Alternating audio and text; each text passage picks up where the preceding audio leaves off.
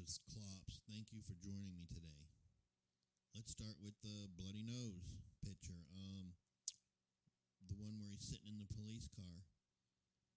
This picture just raises so many red flags. I mean, I just don't even know where to start.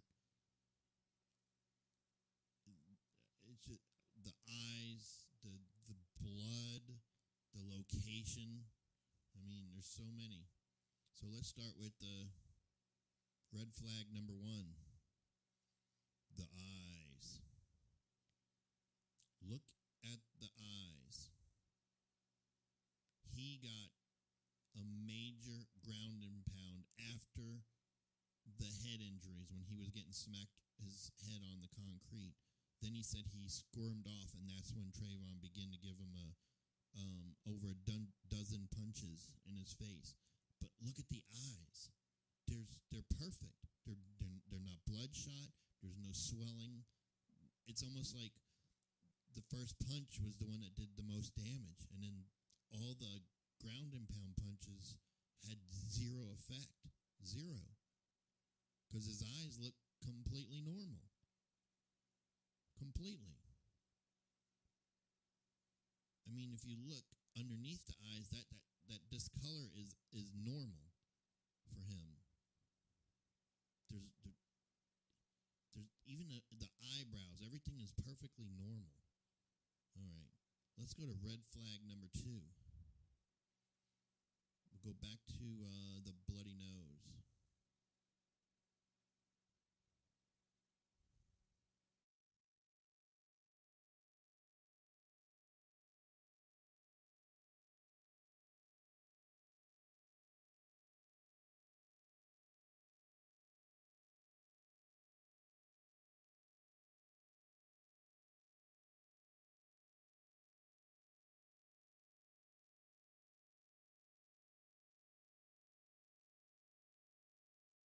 Well, this is a close-up of the bloody nose. This is so crucial. I don't understand it. Here you have Trayvon Martin approaches him and busts him in the nose with everything he has to start the fight. But the nose is still dripping, right? It gets caught in the mustache, the hair area. And then it struggles to reach the top lip. And then it barely reaches the bottom of the lip. He says TRAYVON had his hands on him, trying to suffocate him. Huh? Look at this picture. He was choking on his own blood, but yet there's only 2 drops on his bottom lip. That's 2 drops. Maybe 3 on the top lip. Look at that. Oh. That's unbelievable to me. Unbelievable. You're looking at a brand new nosebleed, my friends. Maybe 15 drips.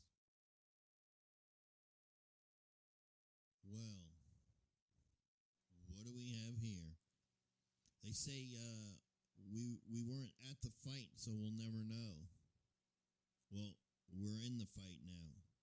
We're actually sitting on top of George Zimmerman. What's wrong with this picture? He got punched in the face, fell to the ground, and his nose starts to bleed. But it's bleeding the wrong way. Look at his nostrils. They're perfect. He's freaking lying. Look at the drips obviously are flowing south. Look at the mustache. And then look right next to the drip. Everything went south. Now the smudge is obviously from the finger, and it went to the right. But nostrils are perfectly clean. The nostrils would have filled up with blood, and they would have dripped out the side of both cheeks. Now that we've established the wrong flow of the nosebleed, look at this picture. It's a brand new nosebleed, but this is what's weird. He's sitting in the police car with a brand new nosebleed. Doesn't this freak people out? How is he sitting in a police car with a brand new nosebleed? It just doesn't make sense. This was like a long time after the fight took place. That's a huge red flag. Huge. All right. Let's look at these two pictures together. The first laceration, he's on the ground. I'm saying TRAYVON was probably alive right during the first laceration. But you could see the blood flow come straight down. He got up right after the first one. Then the second laceration, TRAYVON's gone. So between the first one and the second one, TRAYVON was gone. Then the second one came, bled for probably a minute to a minute and a half, posed for the picture. All the blood during the picture, you're looking right at it. He tilted his head, and look how fast the blood went to the ear during the picture. He actually posed for the picture, right? And then that was the inspiration for the bloody nose, because the bloody nose was in the police car and barely got to the bottom lip. That's a brand new nosebleed. You really want to open a can of worms. You want to open a can of worms, you find out who took that picture of the back of the head with the iPhone and ask why you didn't take a picture of the bloody nose. And that's how you open a can of worms. And I'll open it because something stinks. And I don't understand how the FBI couldn't pick this up. Remember, the first laceration is dried up completely, and look how far it ran down. Then the second laceration is still bleeding, and you can see how far it bled to the ear just by tilting the head. But then look at the bloody nose. It's a heavy blood, but hasn't reached the bottom of the lip. That's a brand new nosebleed in the police car. Find out who took the iPhone picture and ask why you didn't take a picture of the bloody nose. And there's your worms.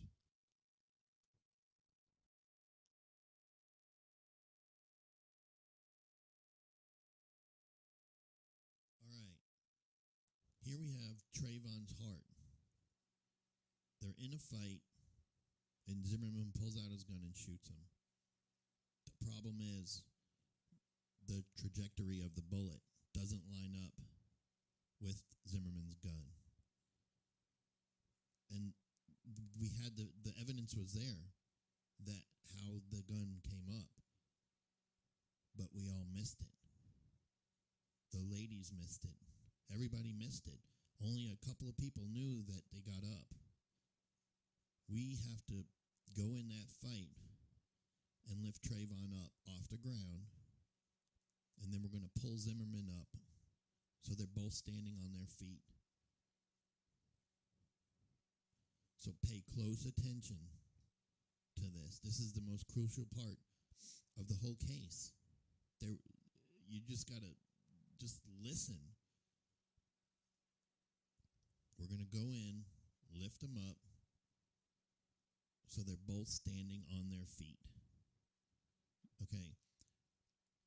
This is the doctor, Bayou or whatever his name is. I don't know his name. He's about to give testimony to the defense about the gunshot to the heart. Talk about something else you said in connection with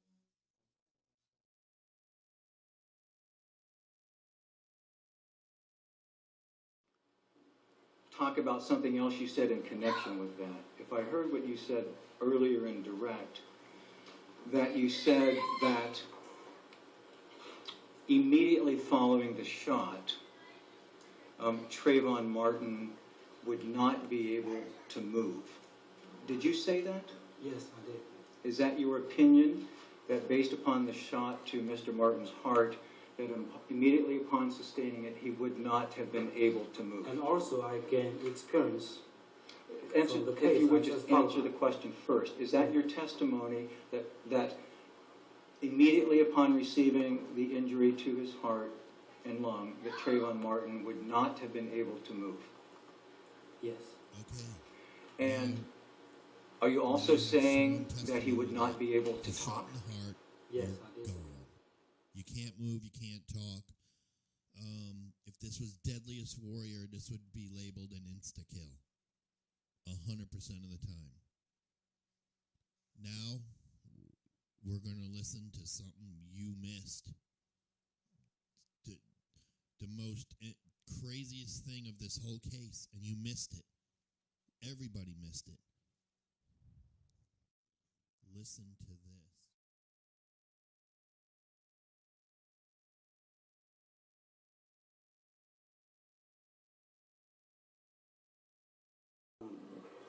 Like I said, he sat up and he said something to the effect of, "You got it," or "You got me."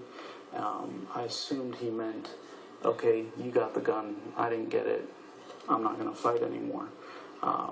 At which point, I got out from under him. Is there anything you regret?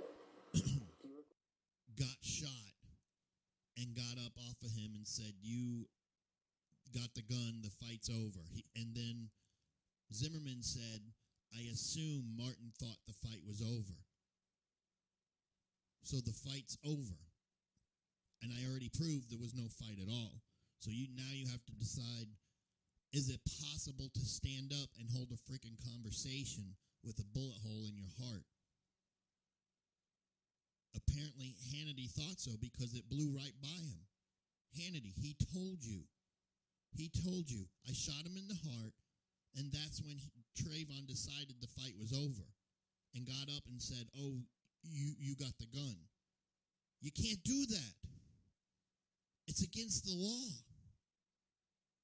When you're shot in the heart, you're done.